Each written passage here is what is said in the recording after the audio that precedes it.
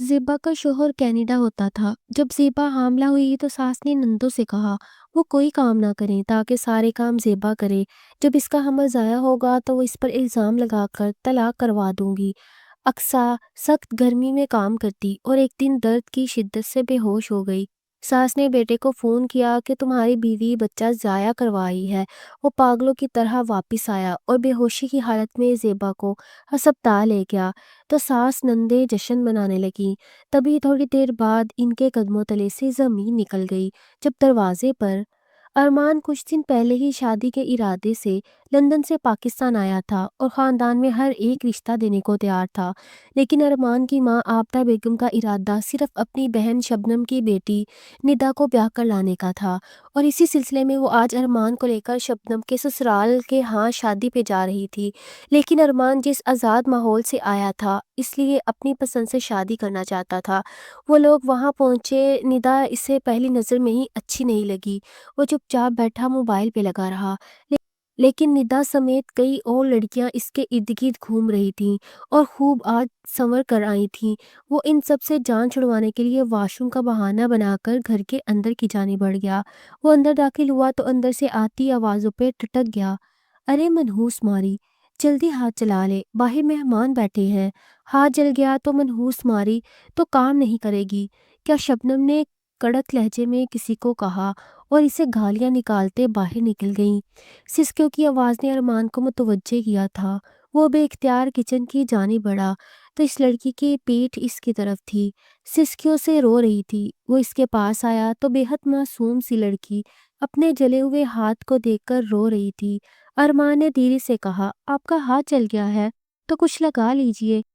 इसने पीछे से जाकर कहा तो वो हड़बड़ा कर मुड़ी और जल्दी से सर पे दुपट्टा लेने लगी। वो यकटक इसे देखे गया जो कि इंतहाई हसीन थी। वो जल्दी से रुख फेर कर अपना काम करने लगी और वो गुमसुम सा इसे देखने लगा जिसने पहली नज़र में ही इसकी दिल की दुनिया तह बाला कर डाली थी। इसने कहा, शबनम खाला आपकी क्या लगती हैं? वो कहने लगी, वो मेरी मुमानी है, आप प्लीज़ बाहर जाएं वरना इन्हें बुरा लगेगा। अरमान बाहर चला गया लेकिन वो लड़की इसके दिल को भा गई थी। लेकिन जब इसने घर जाते ही शबनम की नंद की बेटी ज़ेबा से शादी की बात की तो आबदा बेगम ने तो तूफान खड़ा कर दिया और इसके वालिद सदीकी साहब तो इसके साथ थे। लेकिन दोनों बहनें फरीहा और सलमा भी बोल रही थीं और इन सब के अंदाज से लग रहा था कि वो लोग ज़ेबा के हुस्न से डर रहे हैं। ठीक है, फिर अगर आप लोग नहीं मानते वहाँ शादी के लिए तो मैं भी बिना शादी के ही वापस चला जाऊँगा। वो कहता हुआ उठकर वहाँ से अपने कमरे की जानिब बढ़ गया। पूरी रात वो ठीक से सो नहीं पाया था।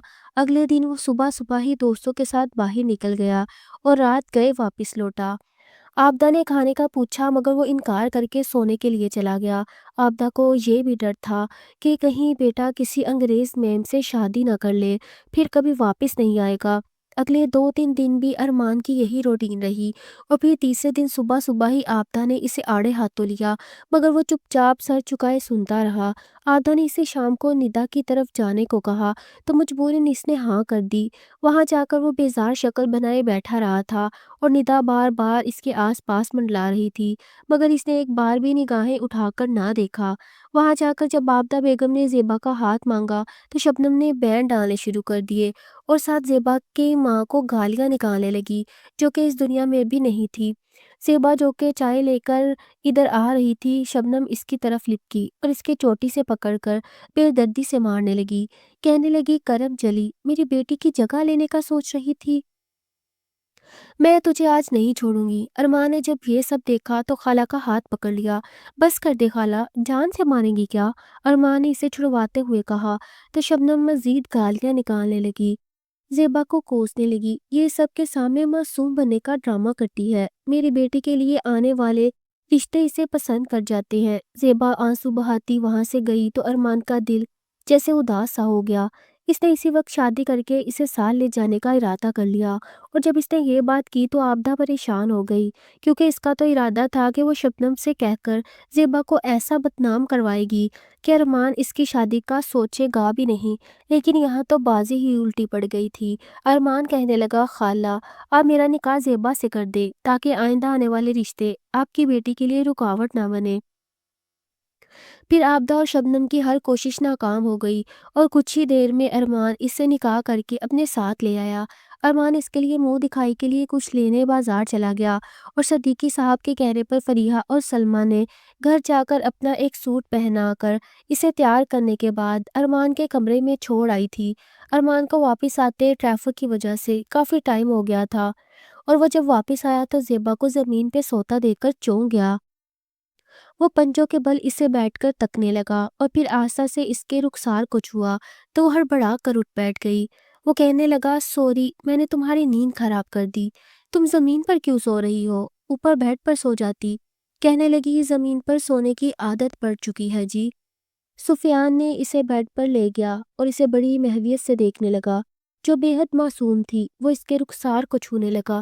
وہ ڈری سہمی سی اسے دیکھنے لگی۔ فکر مت کرو، میں اپنا حق تمہاری مرضی کے بنا نہیں لوں گا، لیکن یہ منہ دکھائی تو لے لو پلیز۔ وہ نیکلس نکالتے ہوئے بولا اور پھر دوپٹہ ہٹا کر اسے نیکلس پہنانے لگا۔ اس کی گردن اور کندھوں پہ پڑے نشان دیکھ کر چونک گیا۔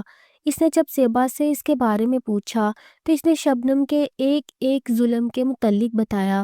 ارمان اس کی تکلیف پہ بے چین سا ہو گیا۔ پھر اسے سونے کا کہہ کر اس پر کمبل اڑا کر وہ کپڑے چینج کرنے چلا گیا۔ جب وہ واپس آیا تو وہ بڑی پرسکون سی سو رہی تھی۔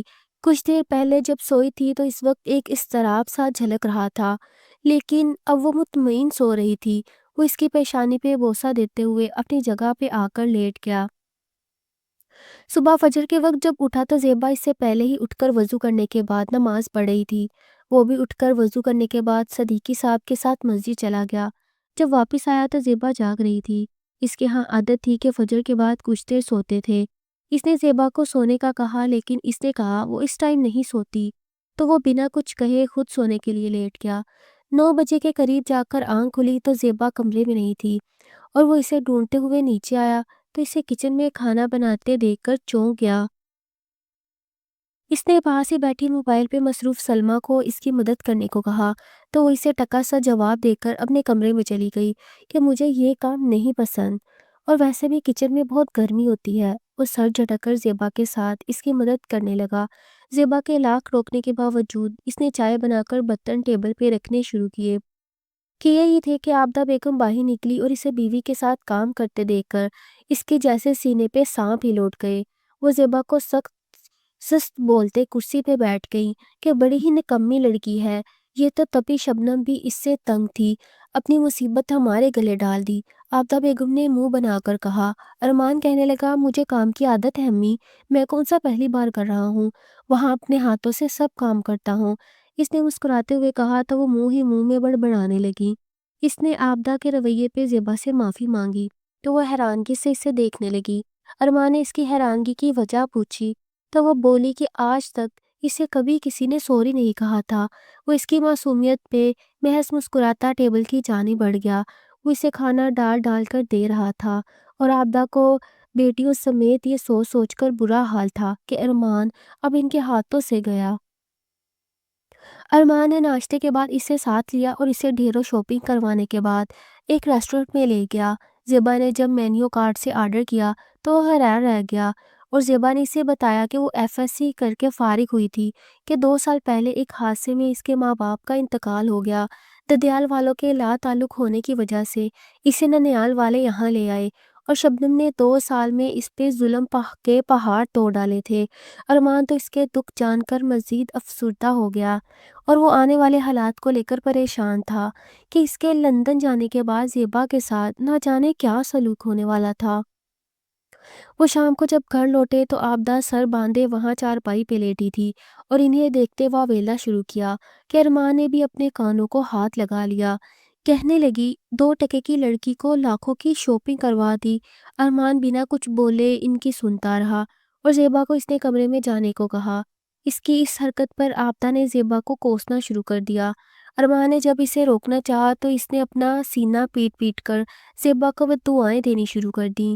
ارمان غصے سے اپنے کمرے کی جانب بڑھ گیا اور وہ جب کمرے میں داخل ہوا تو زیبا فک چہرے کے ساتھ انگلیاں مڑوڑتی اسے ہی دیکھ رہی تھی۔ آنٹی جی بہت غصے میں ہے نا، میں انہیں جا کر سوری بول دیتی ہوں کہ آئندہ ایسا نہیں ہوگا۔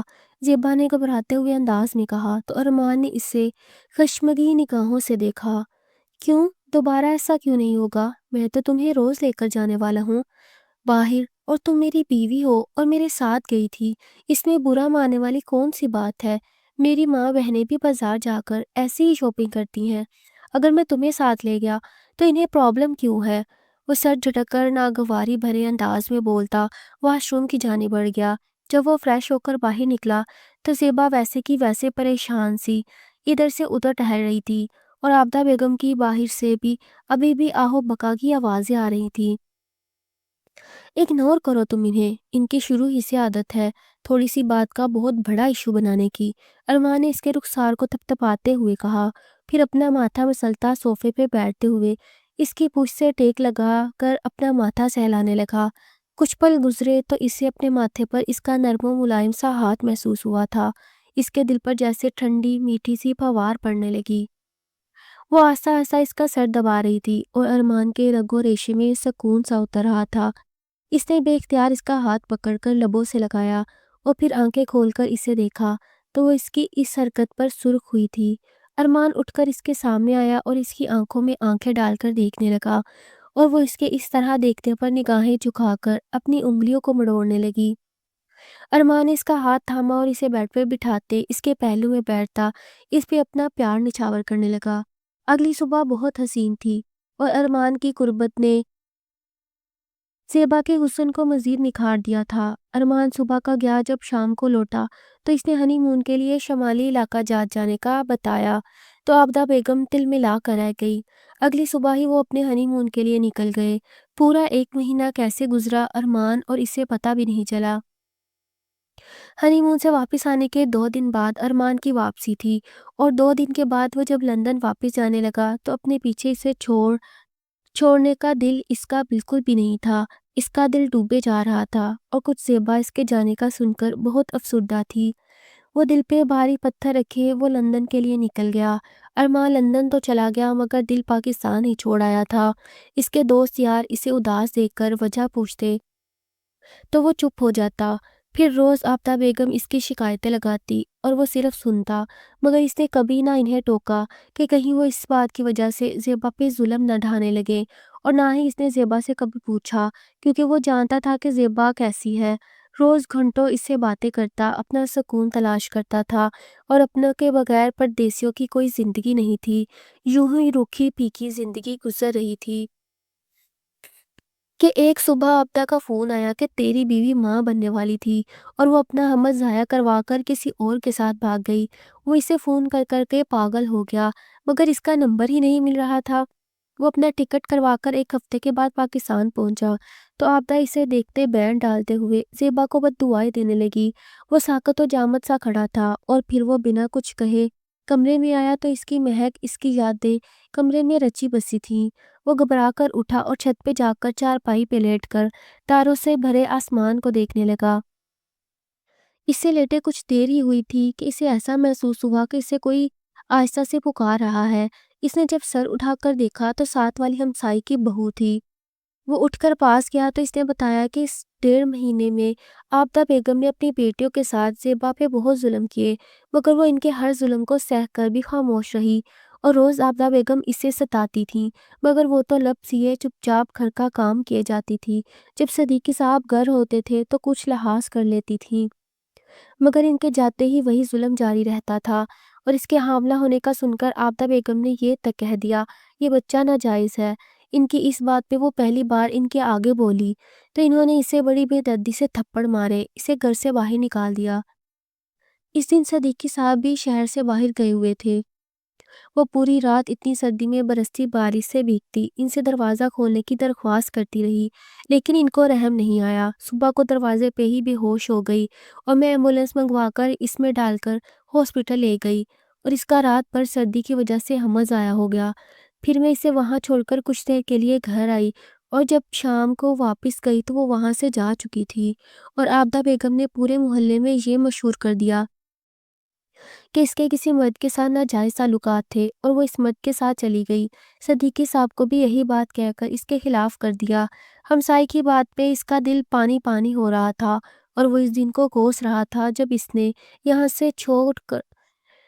جب اس نے اسے یہاں چھوڑ کر جانے کا فیصلہ کیا، جبکہ وہ ماں اور بہن کی فطرت سے واقف تھا۔ وہ چھت سے اتر کر من بھر کے قدموں کے ساتھ اپنے کمرے میں آ گیا۔ پوری رات وہ روتا رہا اور صبح ہوتے ہی وہ اسے ڈھونڈنے نکل گیا۔ اس نے ہاسپٹل کے آس پاس کئی جگہوں پہ اسے تلاش کیا، مگر وہ اسے نہ ملی۔ اس نے پولیس سے مدد لینے کا فیصلہ کیا اور جا کر علاقے کے SHO کو اس کی تصویریں دیں، تو انہوں نے یقین دہانی کروائی کہ وہ اسے ڈھونڈنے میں ضرور مدد کریں گے۔ وہ یہ کام چپ چاپ کروا رہا تھا، اور اس دن بھی وہ مایوس سا گھر لوٹا تو سامنے بیٹھے ندا اور شبنم کو دیکھ کر اس کا موڈ خراب ہو گیا۔ وہ سلام دعا کے بعد اپنے کمرے میں فریش ہونے کے لیے چلا گیا اور نہا کر جب نکلا تو ندا اس کے بیڈ پہ نیند دراز سامنے لگی LCD پہ مووی دیکھ رہی تھی۔ اس کا یوں بے باک انداز اسے ایک آنکھ نہ بھایا اور وہ اسے غصے سے وہاں سے جانے کا کہنے لگا، مگر وہ مسکراتے ہوئے اسے ہی دیکھ رہی تھی۔ ارمان نے چلا کر آفتاب بیگم کو بلایا تو وہ ہانپتی کانپتی اور اوپر آئی اور زبردستی ندا کو لے کر نیچے چلی گئی۔ وہ بھی کپڑے چینج کرنے کے بعد نیچے آیا اور آفتاب بیگم کے کمرے سے بائک کی چابی لینے کے لیے آیا تو اندر سے آتی آوازوں پہ ٹھٹک گیا۔ بس کچھ دن اور ہیں، وہ پاکستان سے چلا جائے گا تو اگلی بار ندا کی شادی کر دیں گے، اور ہاں، وہ کل موہی زیبا کو اپنے گھر سے دفع کرو۔ آفتاب کی آخری بات پہ وہ ٹھٹک گیا۔ ارے آپا، اسے کیسے دفع کروں؟ وہ اس کی بدولت جائیداد آ رہی ہے نا، اس کے ددیال والے اس کا حصہ دیں گے اور میں بس اس سے لینے کے بعد اسے چھوڑ آؤں گی کسی دارالامان میں، شبنم نے انتہائی لالچی انداز میں کہا۔ باہر کھڑا ارمان ان کی باتیں سن کر سن ہو گیا تھا۔ پھر وہ بنا چابی لیے تیزی سے باہر نکلا اور رکشہ لے کر شبنم کے گھر پہنچا۔ دروازہ کھلا تھا تو وہ تیزی سے اندر داخل ہوا تو صحن میں کھڑی زیبا اسے دیکھ کر ساکت رہ گئی۔ وہ پاس گیا تو وہ سب چھوڑتی اس کے سینے کے ساتھ لگی تڑپ تڑپ کر رو دی۔ ارمان خود بھی رو رہا تھا۔ پھر اس نے زیبا کے آنسو پوچھے اسے گھر جانے کے لیے کہا تو وہ زرد پڑنے لگی۔ فکر مت کرو، میرے ہوتے ہوئے تمہارے اوپر کوئی آنچ بھی نہیں آئے گی، ارمان نے تسلی دی تو وہ منہ ہاتھ دھو کر اس کے ساتھ چل پڑی۔ وہ اسے لے کر جب گھر پہنچا تو دروازہ کھلتے ہی سامنے کھڑی آفتاب اور باقی سب انہیں دیکھ کر پیروں تلے سے ان کی زمین ہی نکل گئی۔ وہ جو یہاں جشن منا رہی تھی، انہیں ایک ساتھ دیکھ کر ان کی ساری خوشیاں خاک میں اڑ گئیں۔ آفتاب بیگم زیبا کو گالیاں نکالتی اسے مارنے کے لیے آگے بڑھی تو وہ جلدی سے اس کے آگے ڈھال بن کر کھڑا ہو گیا۔ اس نے آفتاب سمیت سب کو پولیس میں پکڑوانے کی دھمکی دی تو وہ سب اسے بے یقینی بھرے انداز میں دیکھنے لگی۔ اپنی بہن سے کہنے لگا کہ آئندہ یہاں آنے کی ضرورت نہیں اور اپنی بے شرم بیٹی کے لیے کہیں اور منہ مارے۔ ان کی باتوں پہ شبنم غصے سے بکتی چلی گئی اور آفتاب کو اپنی بہن کی بے عزتی کا بہت قلق تھا اور وہ جھولی اٹھا کر زیبا کو بددعائیں دینے لگی اور زیبا خوف زدہ سی اس کا بازو دبوچے کھڑی تھی۔ وہ اسے لے کر کمرے میں آیا اور اسے ڈھیروں تسلیاں دینے کے بعد فریش ہونے کے لیے بھیجا اور خود اپنے لیے اس کے لیے کھانا لینے چلا گیا۔ اسے دیکھتے ہی آفتاب بیگم پھر سے واویلا کرنے لگی اور اسی اثناء میں صدیقی صاحب گھر آ گئے۔ انہوں نے وجہ پوچھی تو ارمان نے ایک ایک بات بتائی اور وہ شرمندہ سے کھڑے تھے۔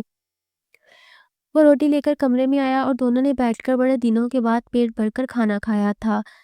اس نے رات کو اس سے شکوہ کیا تو اس نے اپنے اوپر ہوتے ظلم کا اسے کیوں نہیں بتایا، تو وہ بولی کہ اسے پردیس میں پریشان نہیں کرنا چاہتی تھی۔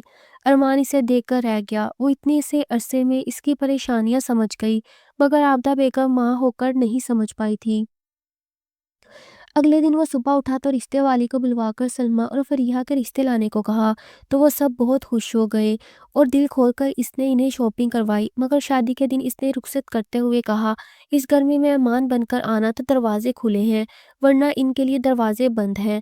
اس کی اس بات پہ کافی تماشا ہوا، مگر وہ اب ان تماشاؤں کا عادی ہو چکا تھا۔ پھر ایک دن بڑی سی گاڑی میں ایک سوٹڈ بوٹڈ آدمی ان کے گھر آیا جو کہ زیبا کا چاچا تھا۔ اس دن اسے معلوم ہوا کہ زیبا کا ددیال کافی امیر تھا، لیکن زیبا کی ماں اور باپ نے لو میرج کی تو زیبا کے والد کو آگ کر دیا گیا اور وہ شہر میں شفٹ ہو گئے۔ سالوں پہلے وہ انہیں تلاش کرتے رہے اور پھر انہیں خبر ملی کہ زیبا کے والدین ایک حادثے میں فوت ہو چکے ہیں۔ اس کے دادا اور چاچو ان کی بیٹی کو تلاش کرتے شبنم کے ہاں پہنچے، مگر شبنم کئی دنوں سے انہیں ٹال رکھا تھا۔ آج وہ اسے ڈھونڈتے یہاں آ پہنچے۔ چاچا نے ہاتھ جوڑ کر زیبا سے معافی مانگی تو وہ اپنے باپ کی شکل و صورت کہ اس شخص کو دیکھ کر ہی جذباتی ہو کر رونے لگی۔ پھر وہ انہیں گھر آنے کا کہہ کر چلے گئے اور ارمان بنا اس کے کہے ہی جان چکا تھا کہ وہ اپنے ددیال والوں سے ملنے کا اشتیاق رکھتی ہے۔